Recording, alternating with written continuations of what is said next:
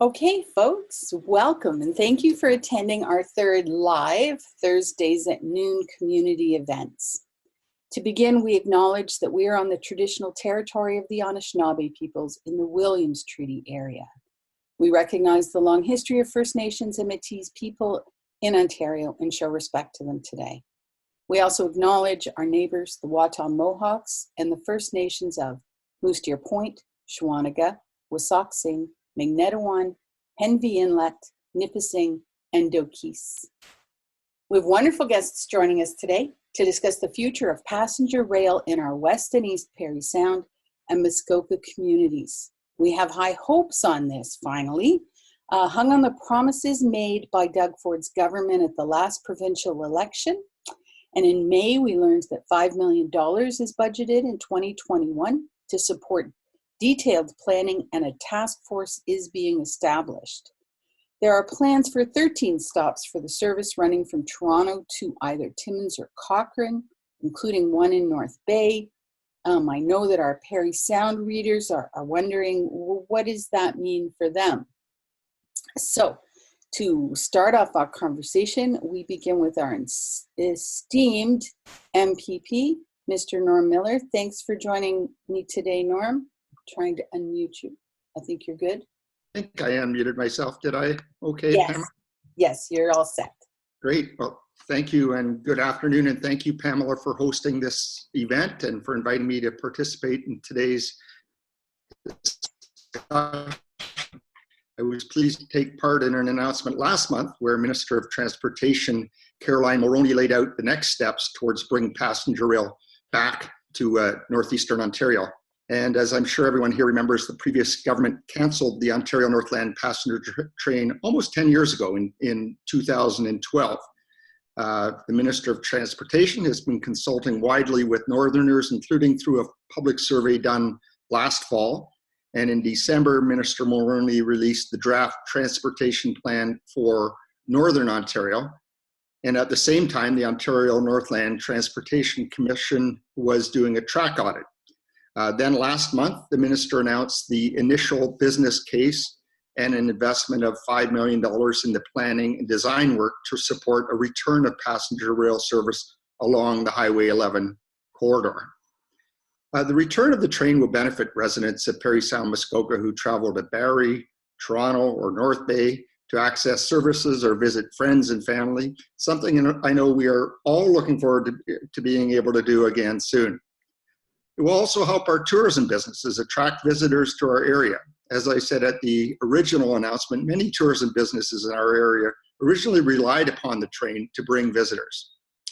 The plan for passenger rail is being designed to form part of a larger transportation network with connections to allow for people traveling, for example, to Pearson International Airport. The initial business case proposes 13 stops, including stops in Gravenhurst, Bracebridge, and Huntsville, and then in North Bay. The stops have been proposed based on forecast ridership. That being said, when I saw that, I had noticed there was no stop in the Almaguin area. I've written to the minister to request that a stop in Almaguin be considered. Finally, I want to thank Corina Moore, the president of Ontario Northland Transportation Commission, for her work to bring passenger rail back to northeastern Ontario and for joining us here today. And I really appreciate that, to answer some of your questions about the more technical aspects of the plan. And thank you again, Pamela, for inviting me today, and I look forward to our discussion. Thank you so much. Corina, would you like to take the floor now? This is Corina Moore, who I think you've effectively introduced. Norm, hi, Corina. Unmuting Corina. Oh. Very close. There we go. Okay. Well, thank you, Pam, and thank you, Norm, for inviting me today. I'm happy to provide or answer any questions for everyone. Obviously, we are excited about the initial business case being approved and $5 million being provided to update the business case. And really what that means is dig into the option that was selected that goes from Toronto to the north, Timmins or Cochrane, and to really look at defining the schedule, the infrastructure, the shelter and station locations, partnerships with CN to ensure on-time performance, and really to put the implementation plan and required funding details together for approval from government. So, this is something that Ontario Northland has been advocating and really supports. Obviously, we've been in business for about 120 years providing rail and bus services. And so this is just really a smart extension to what we do. And we're excited to be a part of it and happy to answer any questions that anyone has today. Thank you so much, Corina. Lucille Frith is with us today. Lucille has worked tirelessly over the last decade since we lost our passenger rail. Lucille, what's your take on where we're at now? Well, aside from getting older while I'm an advocate, as we all are, I'm waiting for the train to come back. And I'm so pleased to see that we finally reached the milestone of the business plan being released and the $5 million being provided to expand that business plan into the detail stage that's required for Corina to be able to go ahead and make the next moves. I think one of the issues that the advocates have, and they are large in number and they are loud from time to time, they feel that the milestones are too far apart. This milestone should allow us to move on much quicker. CN already has a working relationship with Metrolinx with their GO trains now extended to Bloomingdale. That track has been used for passenger rail. Yes, it needs to be rechecked because freight is a different speed than passenger rail, but that shouldn't take too long because Ontario Northland owns everything north of North Bay. So we're only talking about a section from Bloomingdale north to North Bay. I think the fact that the biggest frustration that we have as a group is the time frame. Middle 2020 sounds like 2025, and the reality of it is the voices I'm hearing are saying we need transportation now. We don't need fancy, shiny, new equipment. We could lease some rolling stock and put it on the track within the year. We could wait for the shiny new that needs to be put into the north for the opportunities for northerners to be able to take advantage of having shiny new for a change. But in the meantime, we need the transportation. And so as quickly as they can get the agreements with CN for on-time performance, and that we can get the schedule set up and the agreements with the municipalities as to stations where the train will stop, certainly the issues will be resolved when people can finally buy tickets. And I have one suggestion that came to me, and that is that if we do move forward with the opportunity to lease equipment while we're waiting for shiny new equipment to be purchased, there is a way to ensure that people don't become disgruntled with having to use a leased vehicle, and that is to simply say with every ticket that they buy to take that train somewhere, they will get a credit on the new, shiny new equipment when it comes.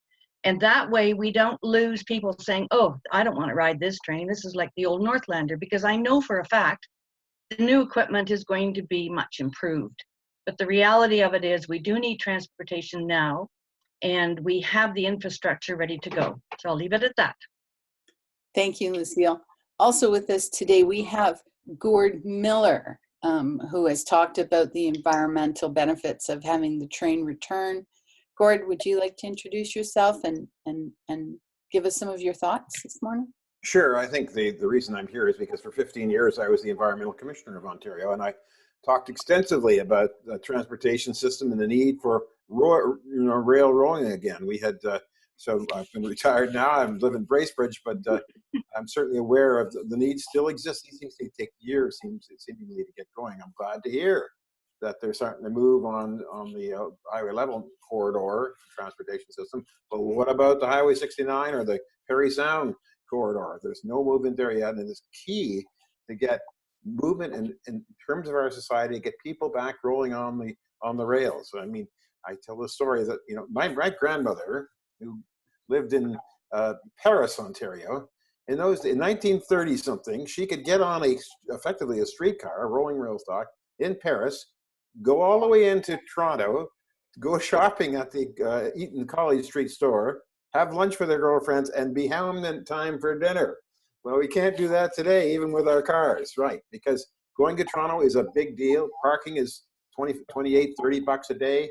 And quite frankly, our society is aging, and you can lose your license for suspended for medical reasons very easily. You can lose your ability to go to the big centers for medical assistance. We've got to get going. And so they look at we just heard the dates here, how long it takes. Just we're working on this on the Highway 11 corridor rail, the ONR, for well many years. It's canceled in 2012, and I'm with Lucille.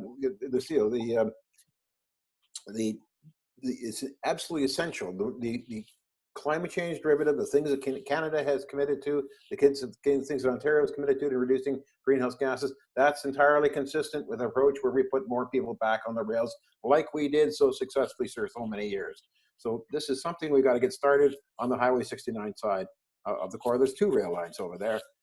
Both are functioning for freight, sure, but there's an opportunity to get some kind of passenger rail service if we start on it quickly. Thank you, Gord. So Todd Lucier was going to be with us from the Almaguin group who are advocating for rail there. I don't see Todd. What I'm going to do is I'm going to unmute all of the telephone callers. And if one of you is Todd Lucier, can you please speak up? We have a number of telephone callers today. Todd, are you on the telephones? Good. Hello, is that you, Todd?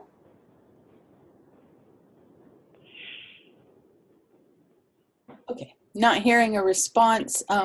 Paul Kelly, I see, is trying to join us, but might be having tech problems. Paul Kelly, the mayor of Gravenhurst. Oh, that looks better. That looks better, Paul. Pamela, I'm on phone now. Can you hear me? We can, Paul. Thank you for joining us today. No problem. I just can't get sound on my Mac. I don't know what's going on. It requires different app, I guess, to do that. But anyway, I phoned in on the call, so I'm listening now. Okay, well, I appreciate your tenacity. So, Paul, what's your perception on rail as the mayor of Gravenhurst? What are you hopeful about? I think, Pam, the community is certainly looking forward to seeing passenger rail come back. And, we do have a historical train station in Gravenhurst, and the town has invested a fair bit of money into that with regard to the siding and the roofing, and continues to be ongoing challenges with regard to keeping it updated.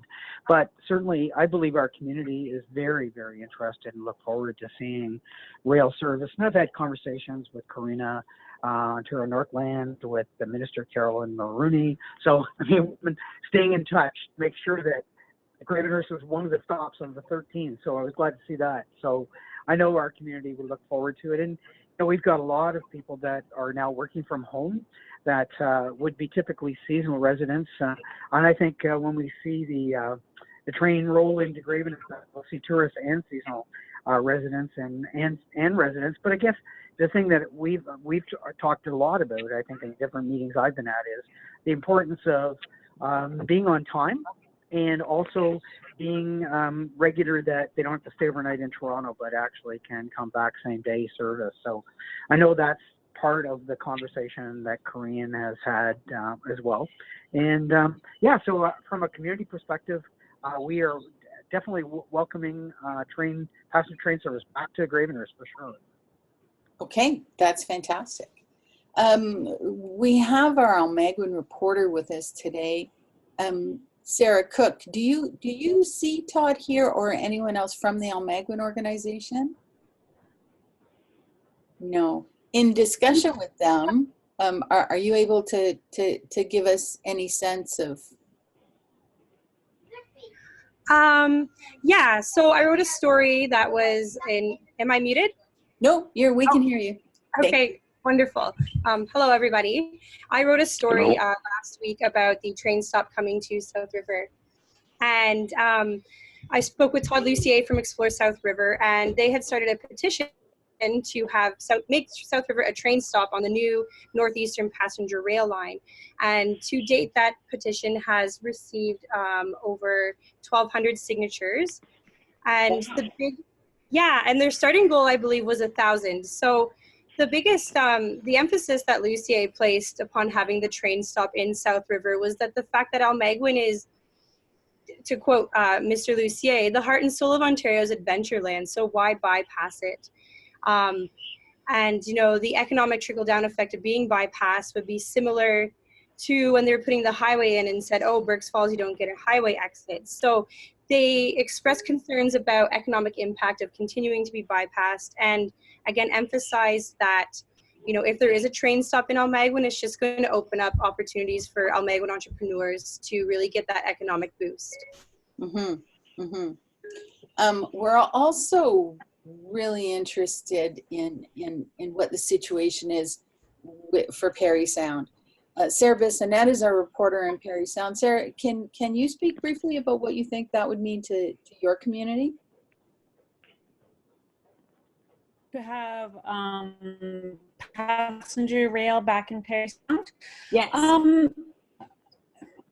think it would be a bit of a game changer. The things that Gordon Miller had spoke to about people losing their licenses for whatever reason and having to get around.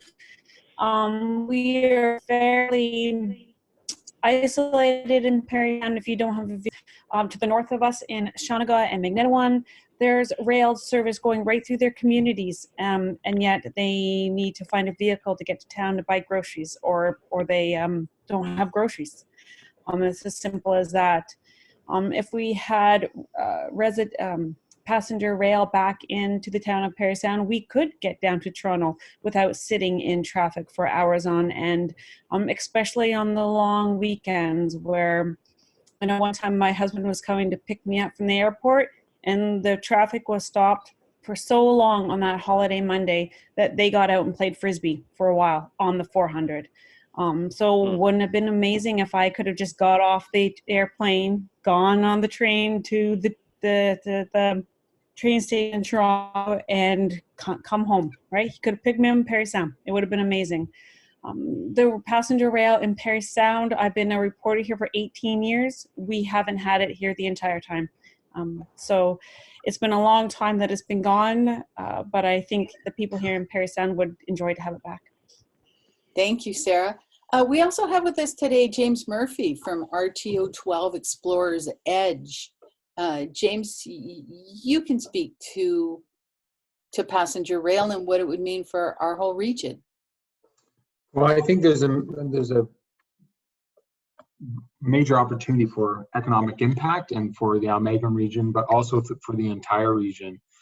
We know via dispersion programs that we do that transportation or new transportation services to one particular spot benefits everybody around.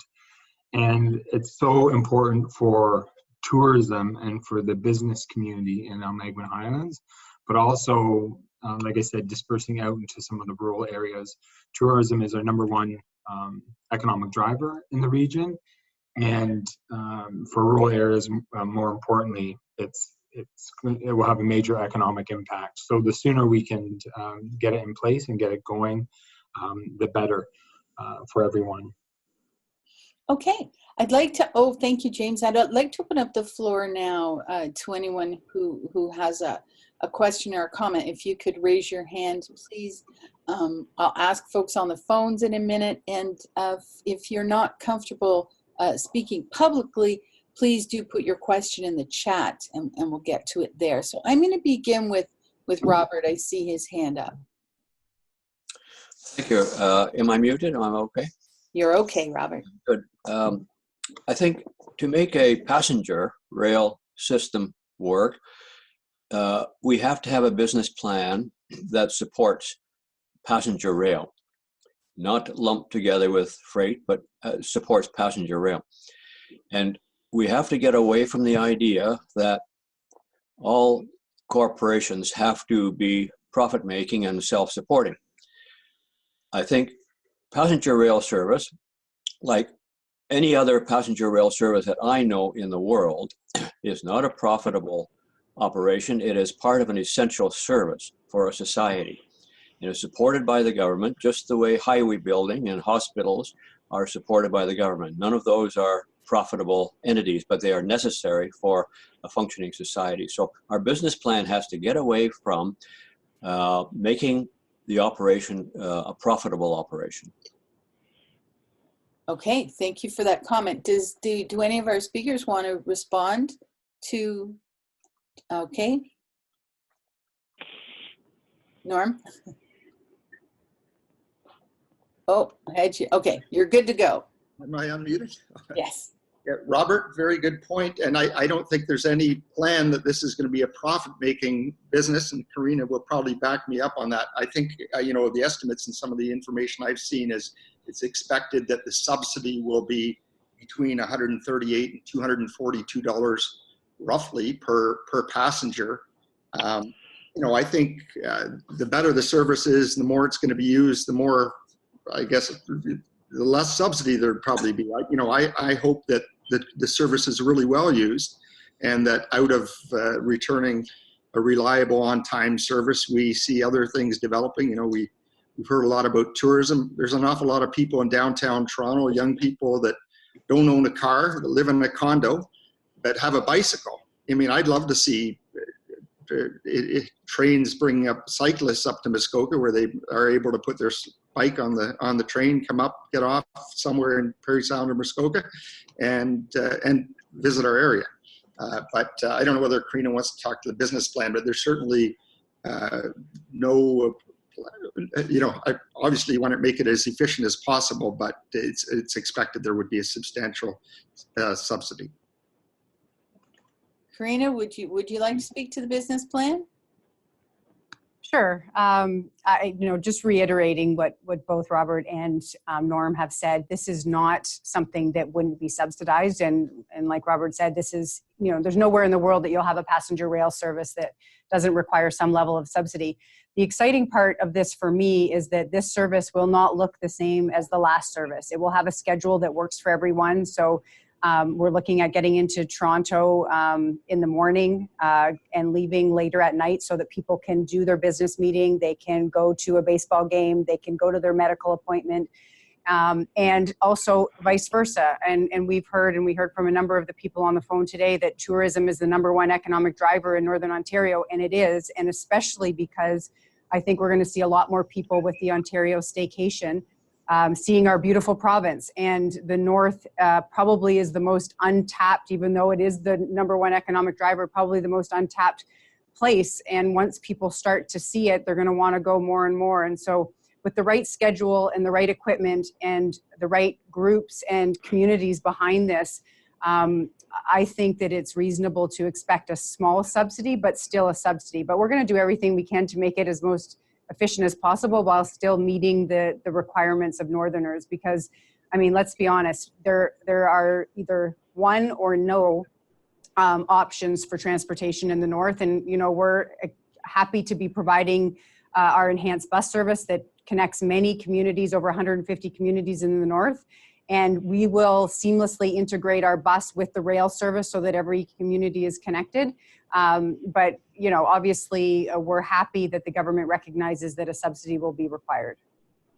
Thank you, Corina. I can't tell you, a year and a half into this pandemic, how exciting the notion of getting on a train, spending the day in Toronto, and then popping back home sounds delightful. Okay, Lucille first, and then Mr. Anderson. I'm trying to unmute you. Lucille, maybe you unmute yourself. We might be both doing it at the same time. Just a quick comment regarding the investment rather than subsidy. An investment in public transportation is what we're looking for. And I just want to make a comment about how Ontario taxpayers pay for the service of public transportation across the province. It's not just investing in Ontario Northland.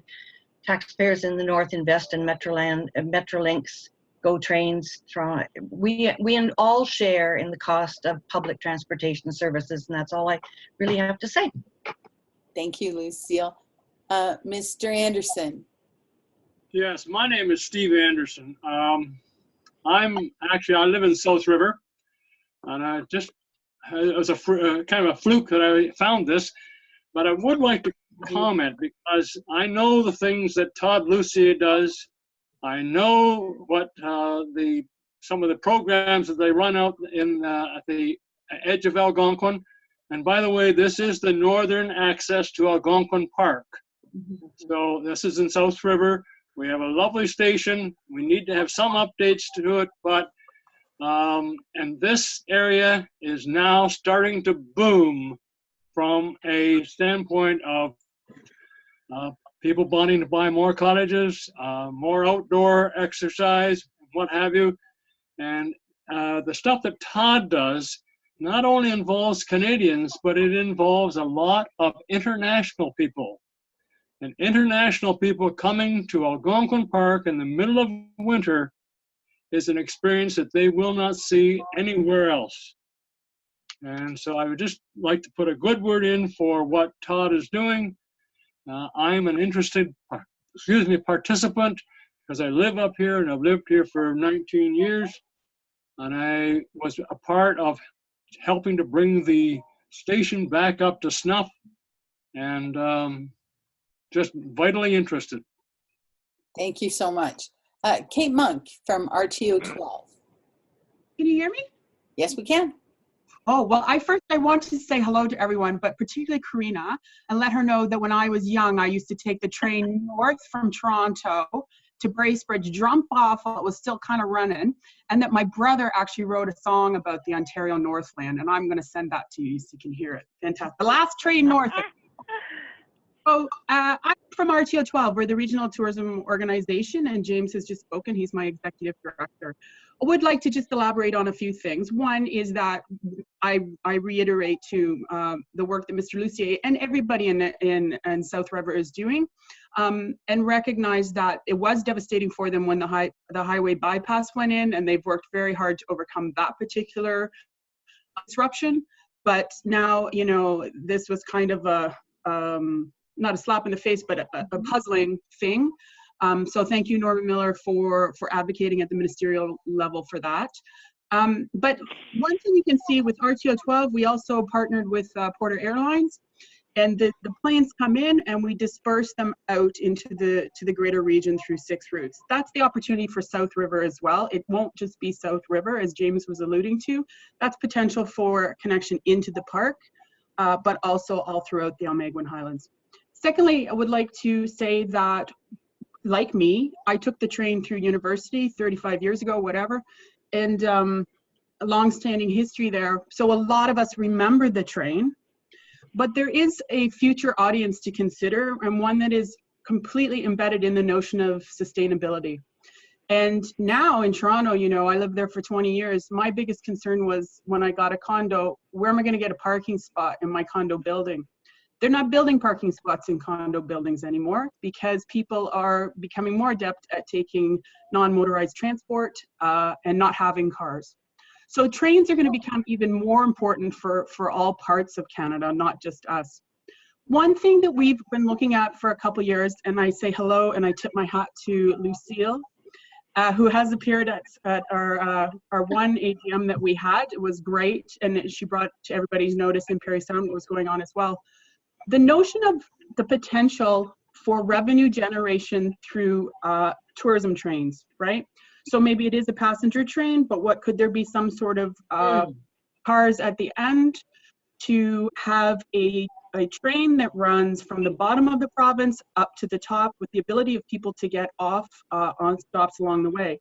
This is interesting because, you know, think of it as our own Rocky Mountaineer. So all of a sudden you get a lot of people taking an interest in the ability of a train to be a tourism driver for the entire province, not just us, because we do, you know, people don't necessarily recognize borders and people like to do a route. But we are now talking to consultants and trying to wrap our heads around in order to contribute to the business case to say private-public opportunities, perhaps, to alleviate some of the subsidies that will be required from taxpayers. But what that can look like as an international attraction as well, a domestic and international attraction for the building of tourism for the province. So I just put that out there that we have not been idle. We follow everything Lucille does.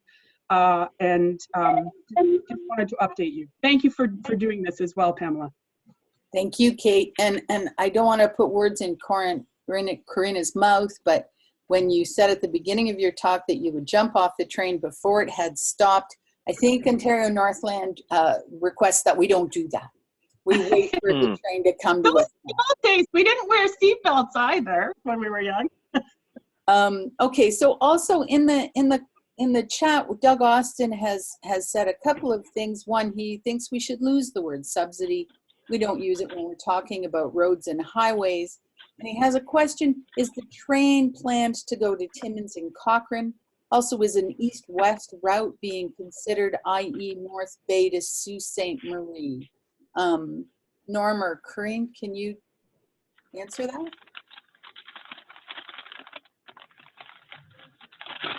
Yeah, I would think Corina probably would be better at answering that question. Corina? Okay. Okay. So yes, we are. The plan certainly is for going to Timmins or Cochrane, and the updated business case, what we're doing right now, will look at various items, infrastructure, transit time, population, and we'll dig into both of those options. And this plan will have a recommended implementation of one of those communities. With regards to North Bay to Sault Ste. Marie, we don't have plans right now to do that corridor. We don't own the track there.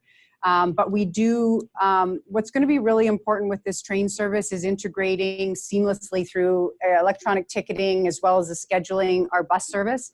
And I will make a plug. I know that lots of people love rail, and I do as well. And I took the Northlander many times. But the services that we provide on our bus, they're new buses, they're fully accessible, they have Wi-Fi. I attribute it to a little home office when I'm on it. So I think that the service and the customer experience when we have passenger rail integrated with our new buses and our bus services is going to provide a very good service across the rail corridor as well as over to Sault Ste. Marie through our bus service. Thank you, Corina. Nikki Kunkel from Berks Falls. Can you hear me? We can. Perfect. I wasn't sure if I was muted or not. So first, I'm very excited about this project, and I'm glad that you put this this group together for the conversation. Also very excited that Norm Miller has already communicated with the ministries that it's disappointing that Almaguin doesn't have a stop on the 13 stop list. Sitting here, I'm the clerk administrator for the Village of Berks Falls, so I certainly can't speak to council because this topic actually hasn't been at the council table yet, but we have spoke about transportation many, many times, and we have several surveys that come back when we ask our community and the region in Almaguin on what are some of the barriers about being in the area, economic development, tourism, and it always comes back that transportation is a problem. So we currently have a survey out right now in partnership with the labor market group about transportation, day-to-day transportation, because there's, you know, it's to get to the airport, it's to get to the medical appointments, and there's lots of services, but our residents are still feeling very underserviced. So I just want to, I would be remiss if I didn't put a plug in for Almaguin and say that we really do need transportation, and the train is what, if you think back 100 years ago, the train is what developed our entire area, and why can't that be recreated and boost our economy? You know, Almaguin deserves the same economic benefit of having a stop here, and our residents the same benefits and opportunities to be able to have transportation, to get to areas, and to bring people in. So thanks for that. Thank you, Nikki. James from RTO 12 would like to speak. I just want to, since we have the opportunity now, and thank you again for hosting and being here. Just since the floor is open, there was a talk about subsidy, and I'd like to. There's a comment to move away from that word, and there's the business of tourism. Our organization is going into building packages, getting our TICO license, and facilitating, you know, different products throughout the region and packaging for the consumer. We know from the Porter Airlines transportation project that international travelers are coming here and they're dispersing. The next step is to put it in a package. We did some golf packages that move them throughout the region. But package this in order that there's an ROI for the business of passenger rail service. Not just a subsidy, not just a token, but an actual business case so it can thrive and it can begin year over year adding more stops, more trains, and building. This isn't just bring the train back to the region or put it in Almaguin. This is an investment in people's investment in time to change people's travel habits as well too. So year 1, year 2, year 10, what does this look like as we implement business strategies and regenerative tourism strategies to allow these small rural areas to flourish? A gentleman was on here saying tourism in the Almaguin Highlands is booming. It's booming throughout the region, but yes, new businesses are popping up in South River. It's a northern access point for Algonquin Park, which is in high demand and will continue to be so. So I saw that in the chat, and I've heard a bit subsidy. We don't need any handouts. We'll build a business plan, package international travelers, bring them here, and make sure that this doesn't just happen in year 1, but it flourishes. You know, it could be so popular that you have to add an actual second track to Northern Ontario because of the demand that comes from this. I just put that out. But thank you for allowing me to speak to this. Thank you, James. So speaking of adding an extra track, I'm trying to unmute you, Norm. I'm getting questions in the chat from folks about Parry Sound. Is there a plan for Parry Sound? Not that I'm aware of. I know it's major rail corridor for sure, mainly with freight traffic. And it is, I believe, it's also the route for the Trans-Canada Trail because I see it go through from time to time. And I believe you can get on it to go places, but it's few and far between and at wee hours of the morning, so what I understand. But I believe it would be via rail as well. It'd be Corina knows the rail lines better than I do. Add more information about that. But yeah, I mean, we have no shortage of freight trains going through Parry Sound, one about every hour it seems, on the 2 lines that go through here. So certainly there's possibility to increase passenger rail to up that corridor as well. Corina, what do you think? Do you see rail? Norm mentioned via. Do you see Northland doing any kind of rail, Toronto to Parry Sound, or what are your thoughts? Again, I think, we've done a lot of work, and certainly the province has invested a lot of money in new buses to support that corridor and continue to stop at hospitals and education centers along that corridor. So right now we don't have plans for that. I think probably the question would be maybe to the federal government, just because they oversee via rail in terms of what the schedule is and what the stops are and what that looks like. But for right now, I think the focus is to just focus on this corridor, support it by interconnecting bus. But at the end of the day, I mean, and I think a number of people have said it, the world supports rail. We're not reinventing the wheel here. That's how communities flourish. That's how economic development works. We see it in Europe. They've honed it to, within seconds you can get on, and the schedule is like clockwork. And so, I think that the future is going to look more like that. That's my personal opinion when we're looking at transportation. But for our focus at Ontario Northland is going to be just looking at this business case over the next year. And I did want to say, for those of you who know me, I am, although I'd spent 20 years internationally, I am from the north. I'm from Commanda, a little community of about 25 people, and went to Almaguin High School, probably the best years of my life. And so I understand that region. I know it well. I've been camping in Algonquin Park. I know how it attracts people, and I know the impact that a train stop would have. I've seen lots of people have forwarded the petition. I've had been in communication with the mayor.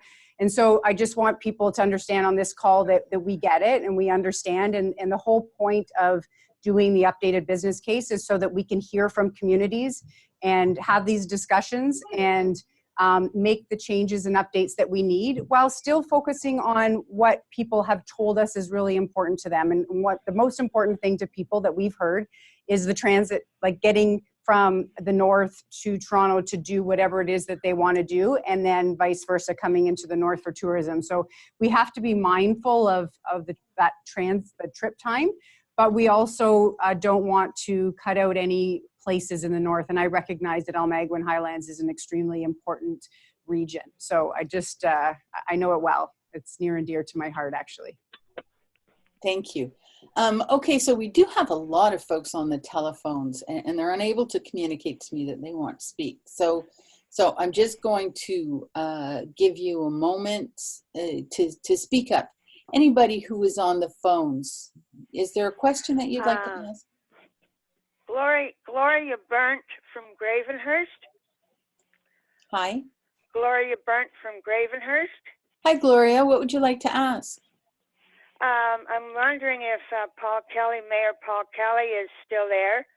And I'm wondering too, if Gravenhurst, is it being thought of as one of the stops for the train going through Muskoka?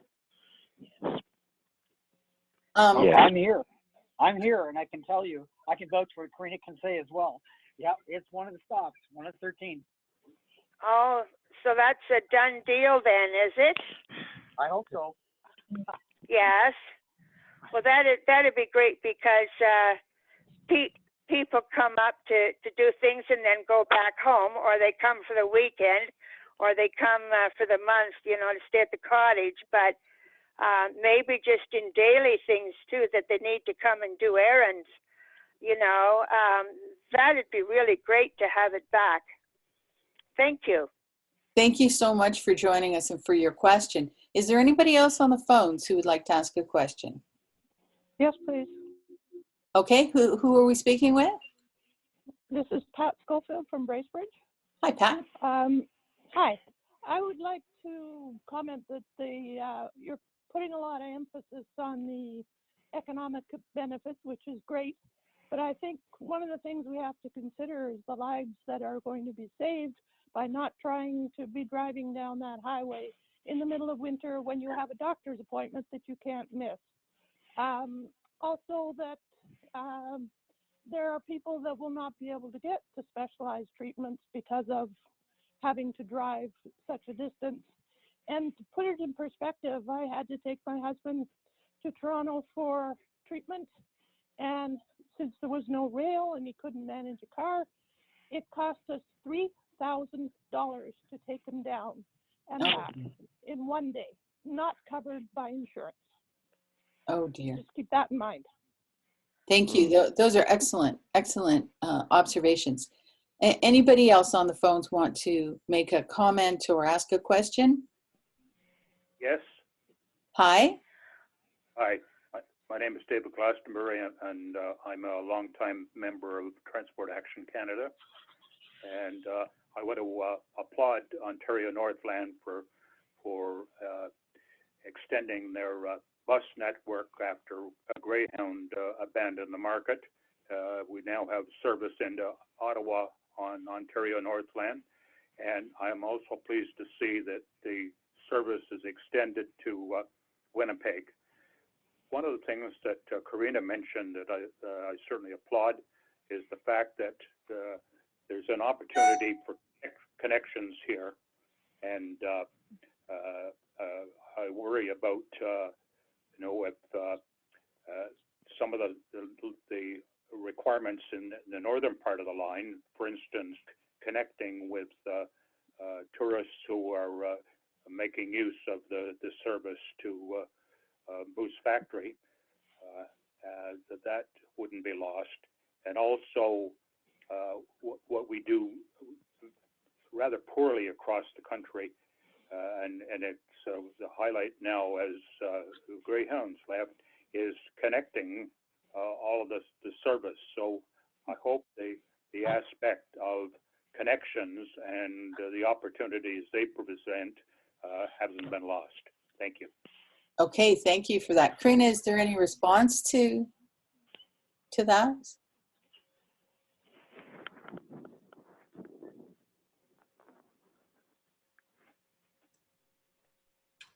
So I did have a little bit of trouble hearing, but I just first of all wanted to thank him for just raising the gap that we've solved with bus, because obviously there is a gap, and if anybody deserves transportation, it's the North, and we have been losing transportation for quite some time, especially now with with Greyhound departing. And as most know, Greyhound actually departed the northern market a year ago when the pandemic started. So we had started to make sure that we were connecting people. And, you know, I'm really proud of our employees. We got up and running from Thunder Bay to Winnipeg in about 3.5 weeks. And so we're going to continue to look for those types of gaps and put, you know, our role is to put opportunities and business cases together to provide to MTO for furtherance and decision making. And just for his comment about the connections, we're also working with small communities, especially First Nations communities that are off the corridor, or what I call the transportation spine, to see how we connect those communities and integrate them into the spine so that they can get transportation services reliably and safely. And yes, I mean, we provide a passenger services rail solution or service from Cochrane to Moosonee. And we currently have a bus shuttle that meets that train and connects it to Timmins and all other communities. So we'll make sure that regardless of where the train terminates or where the stops are, that all of those northern communities are interconnected. Thank you. Thank you for that. Is there anyone else on the phones who wants to comment before we start to wind up here? Hi, Pamela. Can you hear me? Yes, I can. Who am I speaking with? Hi, it's Sarah. Sarah from the. Hi, Sarah. I just wanted to say that this has been a fantastic conversation, and I'm really glad that so many people have come.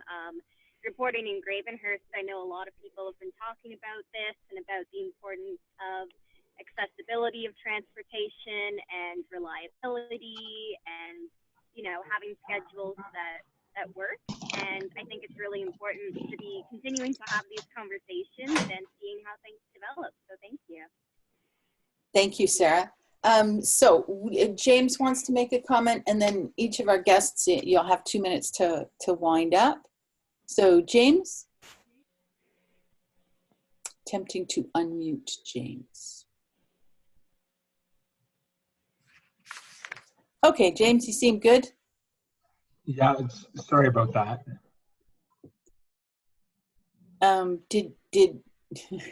He's muted again. Technology's great when it works. Can you attempt to unmute? There we go. Okay, James. Sorry about that. It was cutting in and out. What was the question? Sorry. Oh, well, you had your hand raised. I thought that you was from before. My question's about subsidy versus investment and building the business plan. And okay. Travels here, they stay longer and spend more. Yes. So I'll take my hand down. Okay, thanks, James. All right, a last comment from Robert.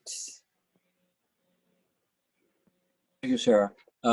Just one comment to make our plan work, passenger rail service work, we have to have some sort of priority on the rail lines. And this is one of the problems with the Northlander. It was not, we could never depend on the schedule because of the freight priorities.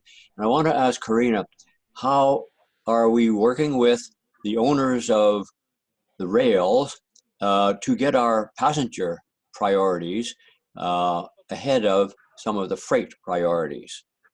That's a great question. Corina.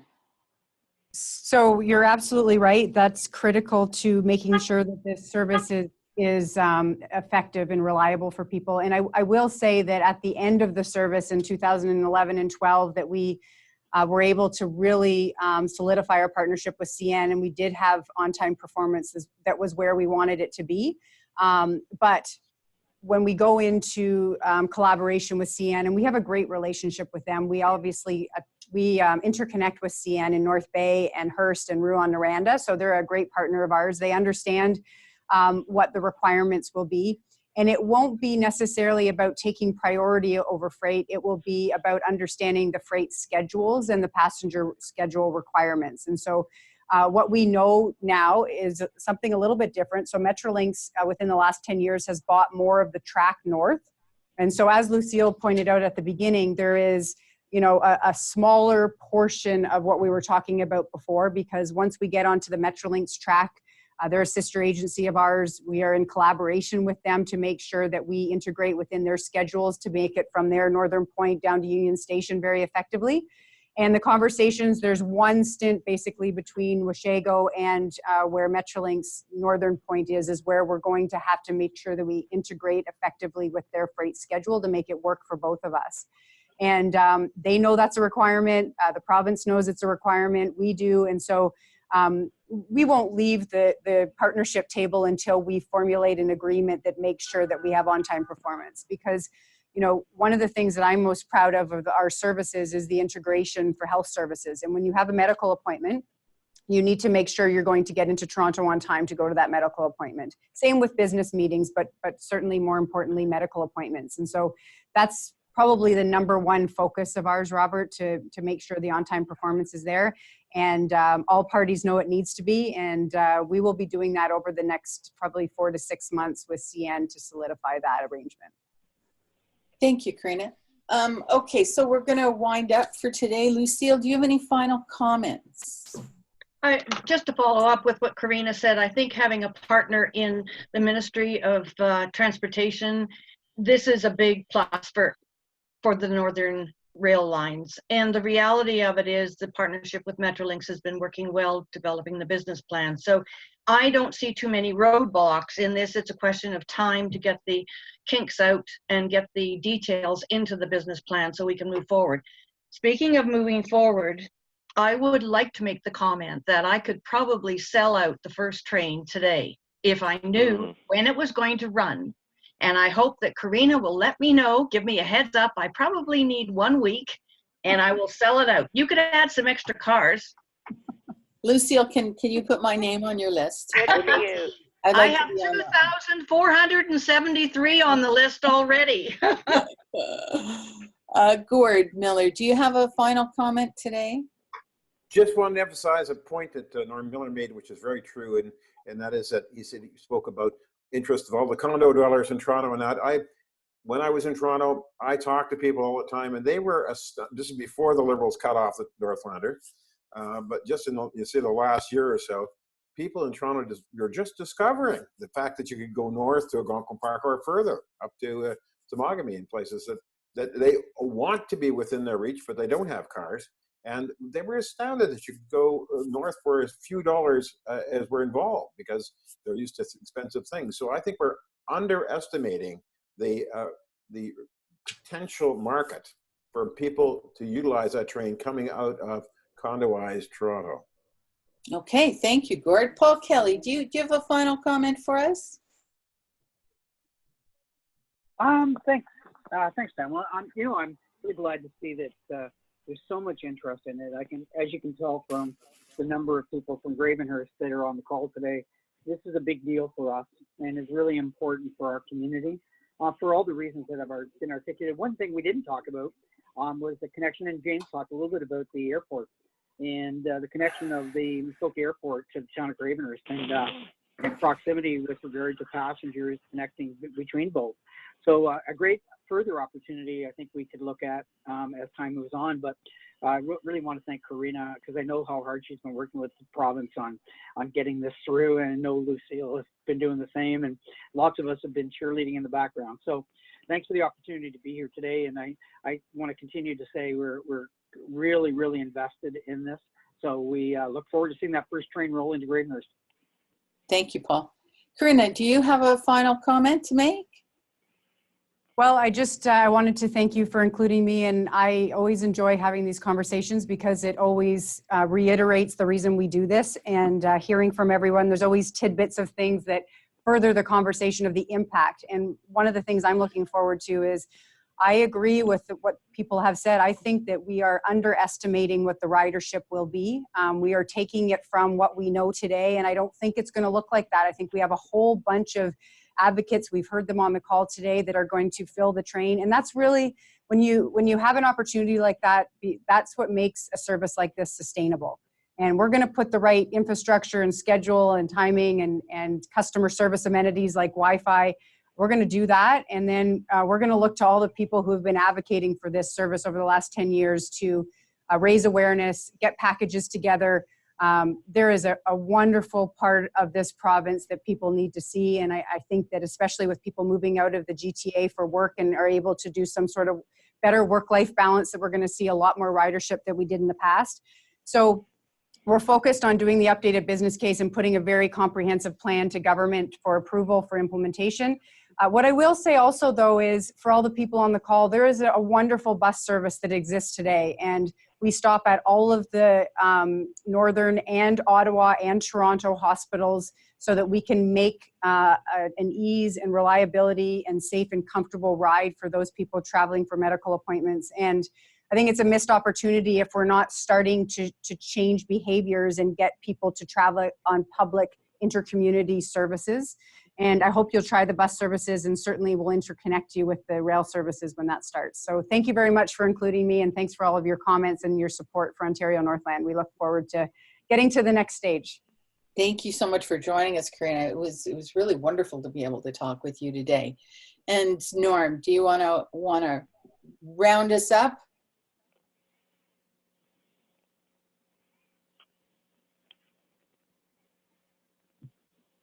Can we? I think I'm unmuted now. There we go. Yes, well, Pamela, first of all, thank you for inviting me to take part in today's discussion, and thank you to Lucille for her many, many years of advocacy towards getting passenger rail back in northeastern Ontario. I know I met with you, I don't know, it might have been 10 years ago, but congratulations on the great work that you have done, Lucille. And to Gord Miller's comment about all the folks down in condos in Toronto that are a huge market for rail. I completely think that's the case, especially after a year and a half of being locked up with under COVID. I think those folks are looking for a way to get out of the city and see some of our great areas. And I especially want to thank Corina Moore, the president of Ontario Northland, for joining us today and adding so much value to answering some of the more technical questions. So thank you so much, Corina, for taking part today. I really do appreciate it.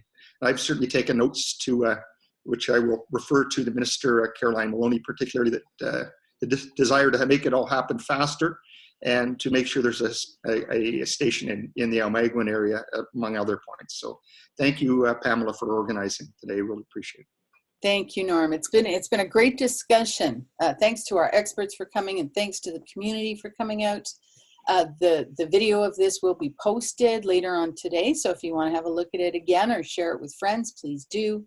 Coming up next week, next Thursday at noon, we're going to talk about how our communities are policed.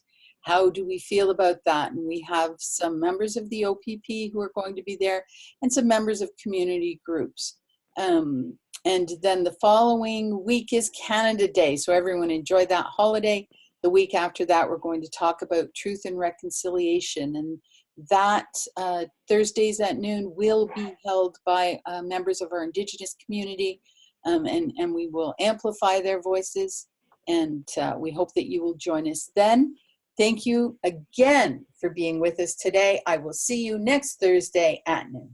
Bye.